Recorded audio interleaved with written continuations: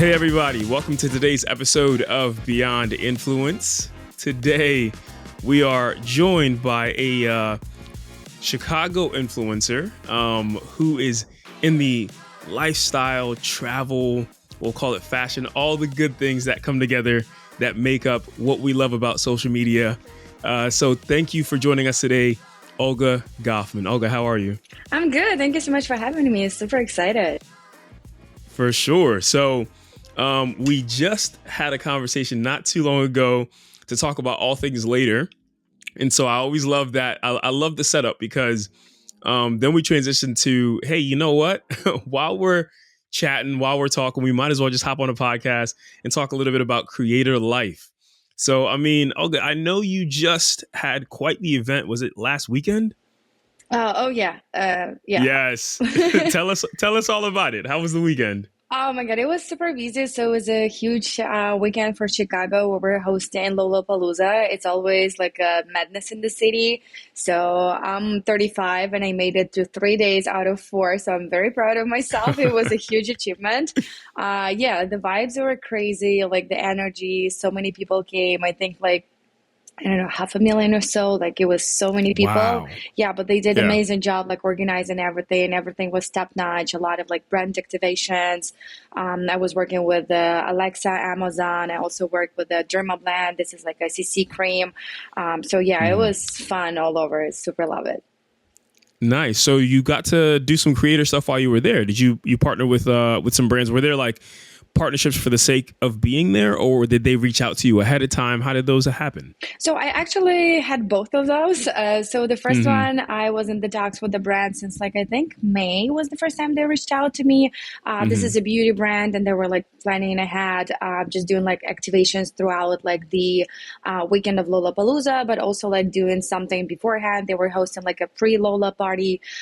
So yeah, I've been in talks with them for like a couple months. And there was also Alexa, Amazon. They just reached out to me like I don't know, a couple days before the festival. They're like, oh, do you want like a ticket to another day? Just like come check out like our activation. So it was super fun. Like they did a super cool claw machine that you can win like I think VIP passes for Lollapalooza. They also had like Uber codes and like food credits and something. I didn't win, but it was super fun to play. That is so awesome. So, I think one thing I love about who you are and what your brand is, you are something that I think here at Later, we really love to see what we call the everyday creator. Someone who just like showcases their life and all the aspects of things that they love because, people may enjoy it or people may relate to it or people may, I don't know, want to join in as well. So, I mean, I'd love to know your creator origin story. At what point did you decide, hey, I kind of want to do this thing? Yeah, so my Instagram started back in the day. It was, I think, 2013, 14. So it was like really early stages of Instagram. They had like those horrendous filters that everybody used, like, like with the frames, they were like so horrible, but everybody did it. And I remember I was even using like my iPod. So like my quality was like zero point 0 pixels or something. Like it was so blurry, but it was such a vibe. And I probably had like 3 followers, which were literally like my coworkers that I worked with, and they were like my followers. And then I kind of pivoted more into fashion. So I like to buy. I was back in Ukraine at that time, so I was buying like Ukrainian brands. They were just emerging. It was like a super new hot thing. And back in the day, it was like really popular to do your look check with the wall behind you. So it was like searching and scouting different walls in the city in Kyiv and just like snapping like all those looks with new stuff from Ukrainian designers. So that's how I grew probably till like 4,000 or so followers. And then I immigrated to United States in 2016, and that was like a huge boom in my Instagram. So I got a lot of following because pretty much like Instagram was really brand new, and like the blogging, vlogging, Instagram influencer stuff was like not as abundant as it is right now. So it was really new. So I was just sharing like my real life story of immigration, like because usually people show immigration like, oh, it's like Hollywood is like so good, America's amazing. Hmm. And I'm like, what do you mean? I have to commute with three buses. Like insurance is so expensive. Like the bureaucracy is Hmm. crazy. I cannot get my driver license. I cannot get a rent because I don't have a driving license. So I was sharing Yeah. like all those hiccups.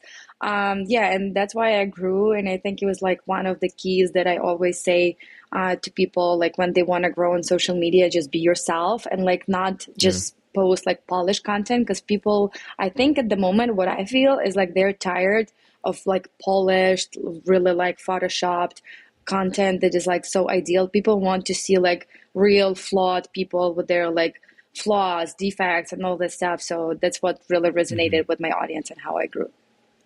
Yeah, that's really awesome. I think for everyone out there, they want, I think at first, the beginning stages of Instagram and social media as a whole was a lot of curated content, right? We just wanted the world to see the parts of our lives that we, wanted them to see. And I still think there's a heavy element of that, but now there's been introduced a whole another level of vulnerability where people want to be able to just like be themselves. And I feel like when you are yourself, when you're authentic, that's when people actually kind of really click with the content. I've seen it myself as, someone who is, I mean, relatively newer to the big content creation game. I've been in it for about 3 years now. And, I feel as though whenever I tell a story and I, just tell it like it is and talk about how it impacted me, it resonates with my audience way more so than just like, hey, this was the big exciting thing that I got to do. I mean, people love that as well, but I think there's two parts to it. If you show them who you are inside and they get to know you and they get to love you, when you get to do those exciting things, they are excited for you and excited with you. So I think it's really cool the way that Instagram and I guess social media as a whole really brings people together to create this community. So community is a big part of what we love and what we push when it comes to the social media ideas.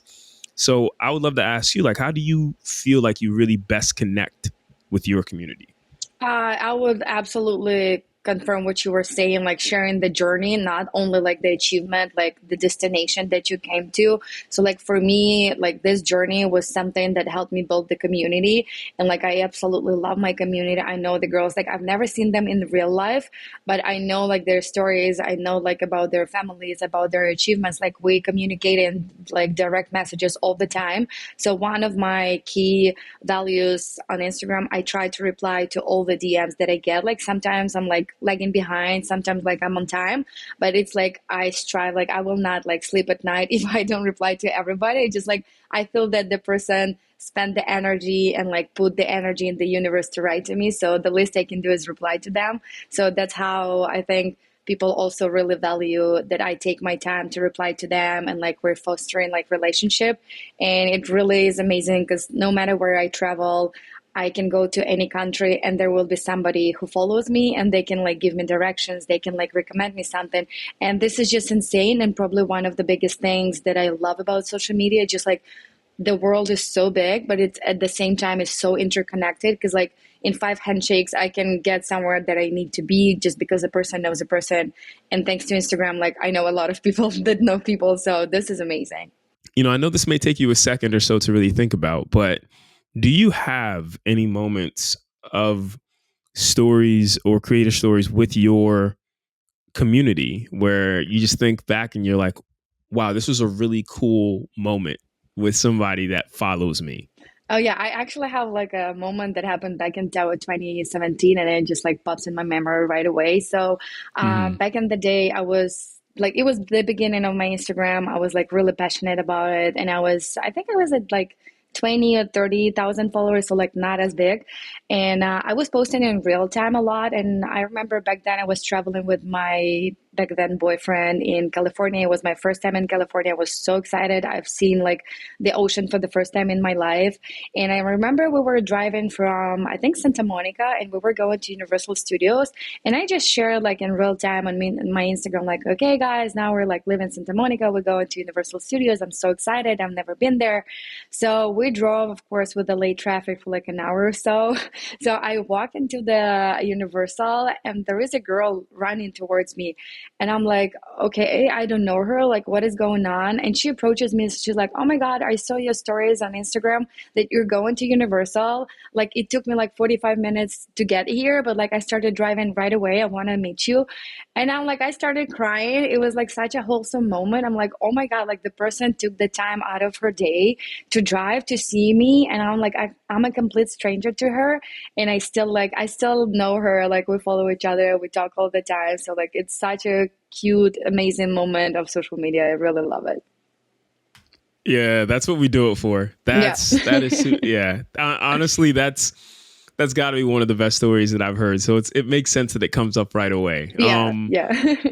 Yeah, and those things don't happen unless you really connect with your community. So it seems like you're definitely putting in that work, and your community really appreciates it. And as someone who's been in the game for quite some time, you've seen the evolution Hmm. of social media. And you've seen Instagram be the end all be all kind of platform, and now you have TikTok, and you have Snap, which has made a big comeback. You have all these platforms out there.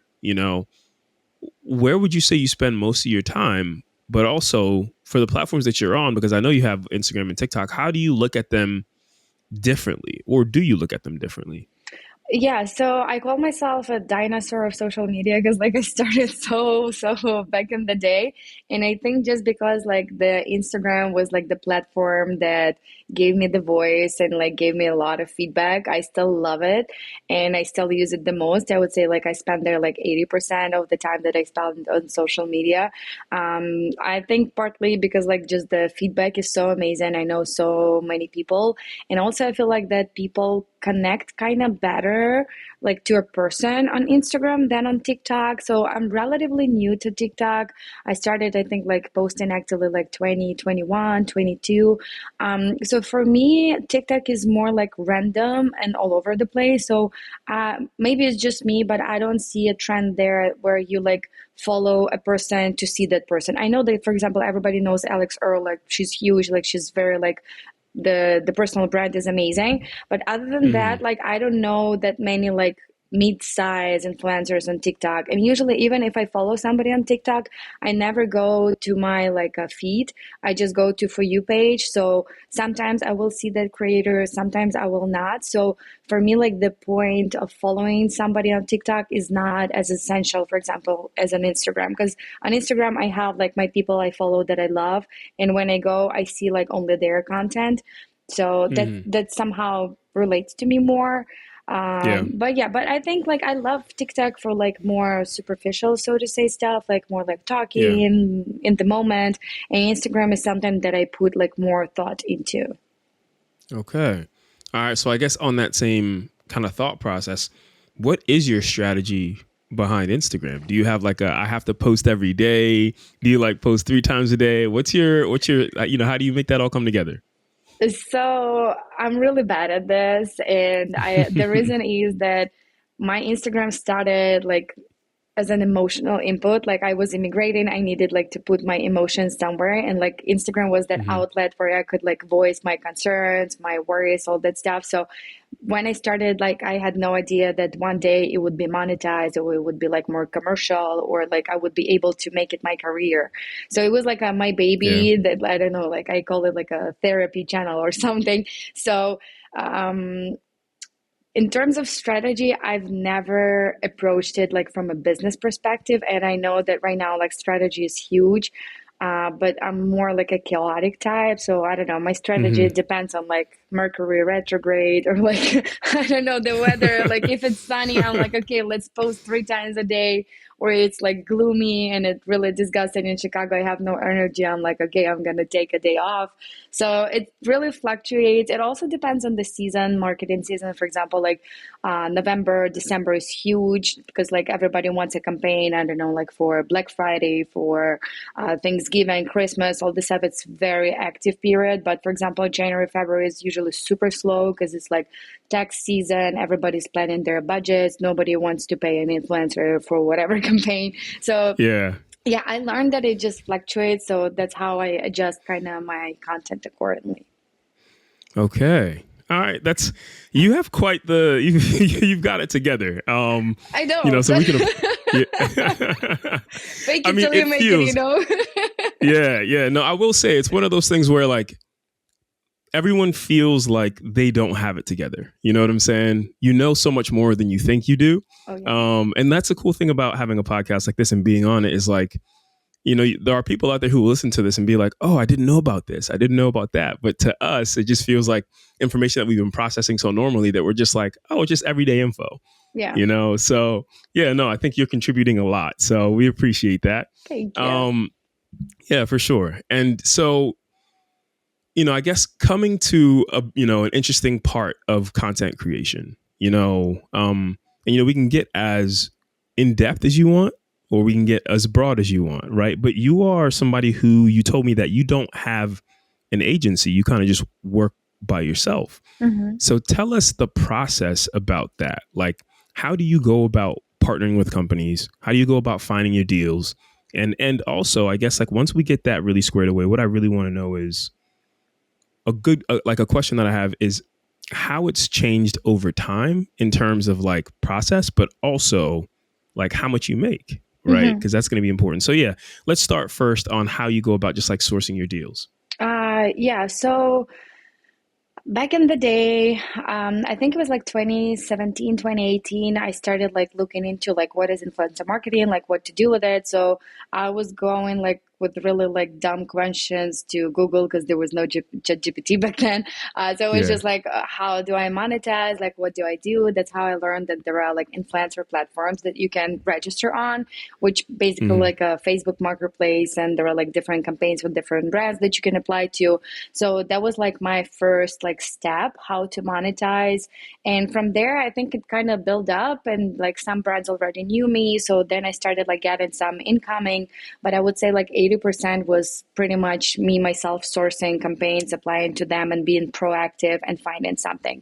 Then Yeah. I think like before like COVID times, 2020, 21, I got a lot of like momentum build, and I was like really recognized in the influencer marketing. So I would say like it shifted a little bit, and all my income in like basically just like emails coming to me, it was like 70% of my income. So just the brands were reaching out like, hey, but again, back then, like the market was not as saturated. So it was just like Mm-hmm. beginning, like the TikTok was emerging, and like people were like getting the grips of like, oh, there is like influencer marketing.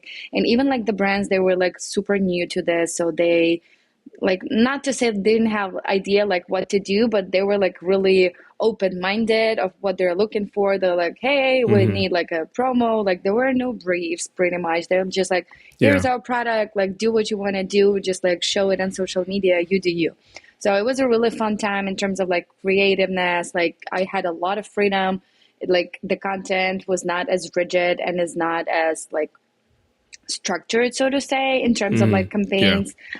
Right now, honestly, I'm trying to figure out like what's happening right now. So I feel like there is a shift. So there is a little bit of shift from influencer marketing platforms, just because like I don't know, maybe the brands are not as interested. Honestly, like I don't know what is happening at the moment. So I feel like it's Mm-hmm. the turning point, like and we're going somewhere, and we will like realize what was happening at this time. Yeah. So I do know that most of the creators, they strive to work with big agencies because like they Mm-hmm. push them and they promote them pretty much like I don't know, like actors in Hollywood, they just like push them to different campaigns. It's just Yeah. what I learned like from my peers that I talked to different influencers in Chicago. So those that have Mm-hmm. like big agencies, they make a lot of money, and then there Okay. are us like smaller creators. They don't have like I don't know, I don't feel like working with an agency at the moment because it just feels like Mm-hmm. too commercial, and I feel like I would be being sold kind of, I don't know, just like pushed aggressively to brands. So yeah, I honestly like I don't know where we stand right now, but I still do a mix and match. So I do pitch myself to some brands. I do still like reach out to some brands. I do check different marketing platforms. Some brands still reach out to me. But yeah, if you would ask me like to single out like what is happening right now, honestly, I have no idea. I just feel like we're kind of in a tornado situation and somebody will be like, something will be spit out of it, and then we will realize where we're going. But right now, I just feel like it's very turbulent. Yeah. Yeah, that is interesting. It's interesting you kind of you understand that with the landscape there's more profitability Hmm. with being with an agency, but you choose not to. And that's it's interesting. I think that there's some really important kind of longevity and loyalty to your brand that I feel like needs to be admired there, right? As to say like, hey, I don't need to be pitched to every single brand out there. I know what works for me, and I'm going to go ahead and speak to those brands, and those are going to work out, and that's going to work for my lifestyle and how I want to influence. So overall, no, I think that that's a really cool way to look at things. Now, I guess let's talk about process, right? Like when you do want to get to a brand, how do you make it happen? So previously, I would just like email them. I would follow their like Instagram page. I would like engage with their content. But I feel like that a lot of people start doing the same thing. So for me, Hmm. what worked personally is to do organic content before you ask for paid content. So, for example, if there Yeah. is a product that you absolutely adore, you need to build trust with both your audience and with both like the brand, so like both sides they can Wow. see that this is something that falls naturally into your lifestyle. So that's what works for me. For example, like I'm crazy about dogs, like I love all things pet. So if I show something, then I see that even like the brand would be like proactively reaching out to me even before I reached out to them, just because they see that Hmm. like, hey, like this is our target audience, this is somebody who would buy this like regardless if I'm paid to do that or if not. So Hmm. that's what worked for me. Because also I think right now there is a lot of, I'm a little bit a hater of all those, like pages on Instagram that say like, hey, follow me, buy my course, and you will become like a successful influencer making like six digits. I always get a twitching eye because I like, I really don't like when people come to social media just like chasing money. And I feel that Hmm. first you need to bring value to people before you Yeah. start making. It was like literally my story. Like I was doing it like just for fun, just because like I was passionate about it. And then Hmm. I just like got lucky and it happened that I was able to make it my career. But first, I think Hmm. that's why like my people follow and support me, because like they feel that I was in this not just for money. Like money is a huge, Hmm. amazing bonus on all the opportunities, but at the same time, like I'm bringing something to the table regardless of money. Yeah. Yeah. Okay, that's super cool. So I guess execution wise, you've used the brand, you've talked about them, you've, just done it for the sake of it. Do you then email them or do you like DM them? How does that then go? Yeah, yeah. So I actually do both. I do DM them, I do email them. I have a media kit, so I absolutely love Canva for all the like beginner influencers that are trying to pitch themselves. They have a really easy, because I'm not like a very technical girl. I'm Yeah. so bad like with digits with all this stuff. So Canva is really good tool because it's so easy like to create like a website with your portfolio or just like a one pager. So this is what I've been doing, just pulling up like my stats. It's really helpful to show the brand like some examples, for example, of a previous work that you did or like some similar Yeah. content, the feedback that you get from the audience, like I don't know, like clicks, impressions, all the Yeah. numbers. Like brands love that because like they also like they're spending money, they're spending their product. They also want to see some value in it, not just because like, Yeah. hey, I'm cool, I love your product, give me something. So yeah. Yeah. Very cool. All right. Well, yeah, you've got a really cool way of looking at it. And like I guess like the question is, what would then be the circumstance or what would be an ideal agency, right? If an agency came up to you Hmm. and let's say you had decided that week, hey, I'm going to sign for an agency and you see how it goes, Hmm. right?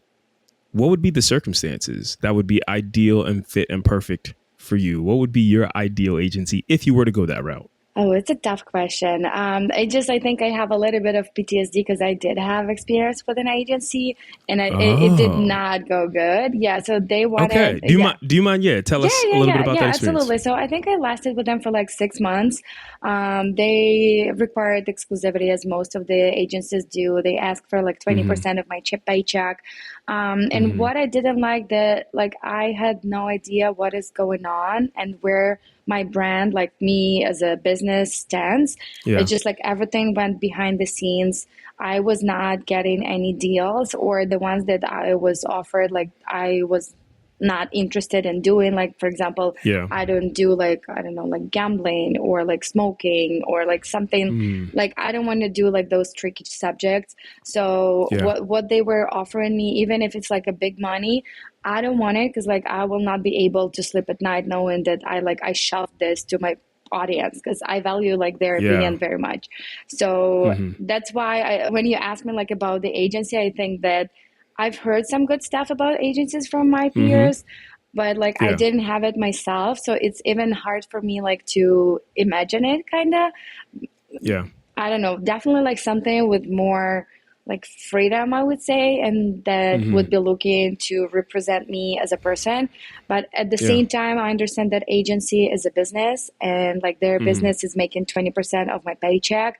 And if I'm too Yeah. selective, like I'm not a viable client for them. So I need like to Yeah. be like, I need to be the horse that like pulls loads, like, and bring in money and like doing business. So that's Yeah. why I think that's why I'm conflicted with the agencies. Hmm. So I honestly, I don't have an answer to that, like the Yeah. agency. But I've seen like a lot of cool stuff. A lot of my friends, they really love working with agencies. They're like Hmm. building communities. There are those, and I think like one thing that agency, like a more boutique type, that like working with a smaller circle of influencer, that are Hmm. like specific to some niche, for example, like home Yeah. improvement or like something like that. And they have like a bunch of those creators, and then they're like specifically in their field. But then again, Yeah. the everyday creator, like I'm a little bit all over the place. So I think it would be hard for me to fit into those agencies. Yeah. No, that makes a lot of sense. All right. You definitely, you answered that question well. I think that makes a lot of sense. Like I know myself, right? Most of what I get as a creator is due to a brand that was, if I'm to be candid about it, kind of handed to me. You know what I'm saying? Hmm. I have to be honest about that. And I think due to that, I have really far reach. Yet I don't necessarily have a niche, and so, I've definitely had a lot of variety in the content that I've made and the partnerships that I've had. It's really funny. I just turned down a brand just last week that I was like, it was really good money, right? But it just like in terms of the mix, I was like, yeah, I'm not putting that on my page, you know? And so having that integrity, I feel like within your brand can be really important, and I feel like people really have to be honest with themselves. And like the honesty of the matter is when you're starting off, that's not easy to do. You actually have to like gain some ground, get some traction, get some footing to feel like, hey, I can turn this down. You know what I'm saying? But, admittedly, for the newer creators out there, we understand you're going through some things and you're trying to make it work and be a creator and get out there and make content and make money. And, in certain circumstances, not just feed yourself, but feed a family. Right. And so it's definitely hard to get back and forth and understand. But, I think for the longevity of things, if you are able to believe in yourself and understand that it's going to take time to build, and if you want to create a certain persona and brand about yourself online that people can really understand, connect, and relate to, sometimes some deals may have to be turned down. Yes, and also it's important that sometimes brands do look at the brands that you worked previously with. So, for Hmm. example, if you would take like, even it's like a crazy lucrative deal, in the long Hmm. term, you might lose even more just because like of the reputation that you're building, Hmm. and it's really hard to wash away all the bad stuff. So it's like you, Yeah. you really need to think like in the long run. Yeah. No, I completely agree with that. So that makes a lot of sense. Now, we're coming to a fun portion of this conversation. We've talked a little bit about everything. We've talked about brand, we've talked about community, we've talked about partnerships, brand deals, how to make sure that you are, really holistically taking care of yourself as a creator and growing your not just your brand but also your business. But with that, there are obviously a few this or that that I feel like a lot of creators feel and experience at some point in their journey. So what we have here is a section that we call tactical quickfire, Okay. right? All right. So it's just a quick this or that, right? And you tell me what you want, what you'd prefer, but then you also just give me kind of a one sentence, one little short paragraph blurb about why. Okay. Sound good to you? Yeah. Okay. All right. So let's dive into it. So for you, do you feel better with batching content or creating spontaneously? Spontaneously. For me, like I'm really emotionally driven, and I think this is one of the things that my audience loves. That they Mm-hmm. feel that I'm in the moment, like something sparks. I'm like, let's go, let's go. Like it's awesome in the moment, but then it also sucks when I need like something to have like the B-roll, and I don't have a B-roll because everything is like, woo, let's go. So I'm definitely not batching, and it really harms me in a way because it's harder to produce Mm, content because I don't have like those like neutral clips to use over and over again. yeah. But yeah, but this is just what works for me. Yeah. Well, that's good. So do you have a Instagram or TikTok preference? I think this one I really know, but also I'll throw YouTube in there. Are you ever on YouTube? I used to, I tried really hard with the YouTube, but I hate editing and like it just like drains the energy out of me. I'm like the Yeah. performer, like I'm fun. I want to do the content. I want to create the videos, but when it turns to like technical stuff and like doing the editing, Mm. all this stuff, I'm like, no, it's like, no. And I even tried like hiring an editor, but I don't feel Hmm. like it wasn't a match. Like it was hard, like for the third person to see the personality that I want to show in the Hmm. video. So it was hard. Yeah. So I did pull like I think I gained like 2,500 followers or something on YouTube, and it was Okay. fun. I really enjoyed like the process of filming it. But even right Hmm. now, I probably have like 10 gigabytes of videos that are waiting to be edited, and I'm waiting to Yeah. get back to YouTube. But it's been waiting for a couple of years, so anytime Yeah. now. To be determined. Cool. So Instagram or TikTok? Well, sorry, I just asked that. Reels or carousels? So I love, love, love, love carousels just because they were before reels. But right now, I'd say that I'm more inclined to do a reel because just like Okay. the habit. So I do love carousels and the photos. This is my passion, but I post more Hmm. reels. Okay. And which do you think converts better for you? Where do you think you get more engagement? Instagram is so tricky. Like the moment I thought like, oh, I figured out like reels are working, and Instagram was like, Hmm. no, no, no, no, no. We bring back the carousel. So right now I see Yeah. that the engagement and the impressions, the reach are better on Instagram carousels, Hmm. on photos, especially when you like do something interactive. People love like Yeah. handwritten notes or like you're Hmm. telling a story through photos. Because with the videos, I think like the attention span somehow is even shorter than with the Hmm. Instagram carousels. So I feel like Yeah. we're all like balancing and trying to guess what Instagram decides today. So Yeah. Yeah. No, that makes a lot of sense. yeah. So, um, what would you say is a dream brand partnership of yours? Oh, I had it already, but hopefully more of those will come. It was Okay. the BMW North America. We had an auto show. Yeah. Ooh. We had an auto show in Chicago. I worked with them last year. It was a Chicago Gourmet like restaurant week, and they provided Hmm. me with a car, with a driver. They picked me up. I was beautiful in a dress, and they like snapped a couple photos. And those photos were used in their newsletter that was sent to all like BMW owners in North America. I felt like such a Mm. celebrity. It was awesome. And then they reached out to me again this February, like, oh, do you want to come to an auto show with us? I'm like, of course I want to come with BMW to the auto show. So they again sent the car, like they picked us up, dropped us off. It was awesome. And then like, oh, do you want like a vehicle loaner for a month? I'm like, duh, of course I want to. So first I thought it would be like a BMW X7, which is a similar car to the one I'm driving, like Volvo XC90, like a seven-seater. So pretty much the same Yeah. car. But then they're like, oh, we like bumped up your car to BMW XM. And my husband like literally starts screaming. He's like, oh my God, oh my God. I'm like, oh, like I did not know. So like they bring, it's not even a car, it's like a beast. Like it's Mhm. insane. Like this is like their most premium car. It's like $200,000. It's like not even XM. Wow. It's like the red label, like top notch packed with everything. Yeah. It's literally a spaceship. I felt insane. Like I was driving it, I'm like, oh my God, like what is this? Like people are looking at Yeah. me, people are like snapping photos. And the best Yeah. part about this partnership, I absolutely love their team. They're like, here's the keys, like we're gonna pick it up in a month. And I'm like, what do you mean? Like what are the Yeah. deliverables? What I'm supposed to do? Like what Yeah. hashtags to use? Like how many posts do I need to do? They're like, Yeah. you do you, we trust you. And like I'm like, Wow. guys, I love you. Like, of course, I delivered, I over delivered. Like, I was posting like crazy because the car was insane. But like that Hmm. trust, it was like I still have like goosebumps when I talk about it. Just like Yeah. to have the brand like trust you that much, it was insane. Like I still like, I love it.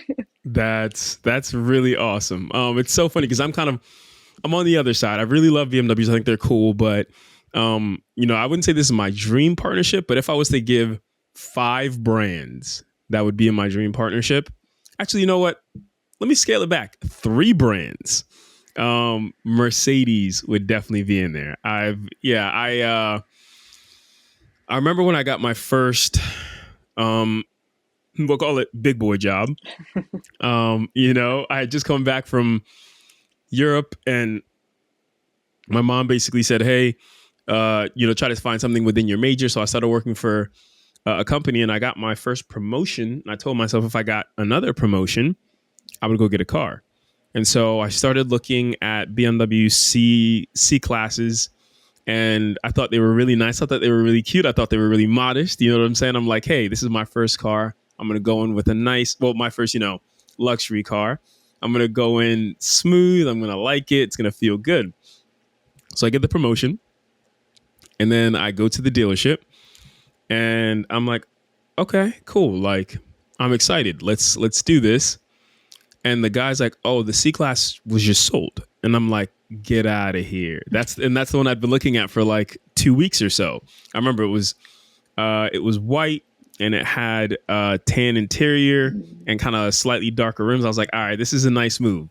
But I got there, and before I leave, he's like, hey, we have one car that's like, it's just the lone one that's sitting there. It's kind of been sitting there for a while. It's a CLS. He's like, we called it the Mercedes Shark. And I'm like, okay, all right, let's go check it out. So he's like, look, I'll grab the keys. Let's just go test drive it. And That's that's the trick how they get you. Like the moment they give that's it to you, the they're like, I will trick. sell my soul. Let's go. Exactly. My goodness. We got on the street. We got on the highway. I stepped on the pedal. I stepped on the accelerator, and I was like, oh my goodness, this is mine. This has got to be mine. It feels like me. So I remember that day walking off the lot with my Mercedes CLS 550, the probably one of the greatest cars that I'll ever drive in my life till today. I would go back to it if I could right now. I named it Malia. It was I love had a whole it. thing about it, but yeah, I think Mercedes would definitely be one of my big partnerships. When I ended up trading that car, and I got a C class, a GLC SUV. And so I'm hoping, or I'm crossing my fingers, that my next car is maybe a G Wagon or something. We'll see. I was just about to Right? say, I know for me, it's just like the Everest of the cars. I don't know, like Yeah. if I'm there, I made it. I I'm there feel you. with you. I feel that for sure. So, Olga, we've had a really, really good conversation here. So before we even get to the last parts of this, once again, wanted to say thanks a lot. You shared a lot with us today, and we really appreciate it. As we kind of round out this conversation, I'd love to kind of dive deep into who you are as a human being and how that reflects within your brand. I'd love to just give you a minute here to just talk a little bit about something that you really enjoy about your brand, because you spent time creating, curating, and showing the world who you are, right? If you were to be a random person who randomly stumbled on, oh yeah, underscore Chicago's page. How do you feel like you would look at that, and what do you think would be your favorite thing? Oh, this is the toughest question because, like, when it comes to self-presentation, I'm like, oh, I don't know. Like, I'm doing something. I don't know. Yeah. Um, Oh my God, it's hard to place it in one bucket, but I kind of embrace like my immigrant beginning, and I think this is part of my success because as an immigrant who moved to a new country when I was 26, and I had to start my life from scratch with nothing. Like I literally was all alone on the whole hemisphere. So like I did not have anybody like in America, like everybody was left in Europe. So it really gave me a chance like to express myself and build myself like from anew.